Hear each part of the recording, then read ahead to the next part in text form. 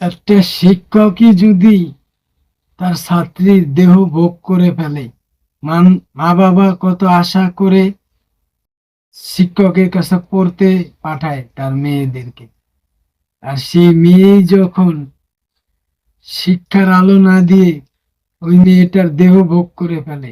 বলতেছিলাম শিক্ষার্থী আসিফের কথা, সে এমন একটা কাজ করছে ভাই, জুয়ান থেকে বুড়া কাউকেই বাদ দেয় নাই, সবার সাথে শারীরিক সম্পর্ক করছে। ও আবার করে সেগুলা নিজস্ব প্রাণ টাইপে ভিডিও করে সংরক্ষণ করে রেখে দিছেন টফি হিসাবে।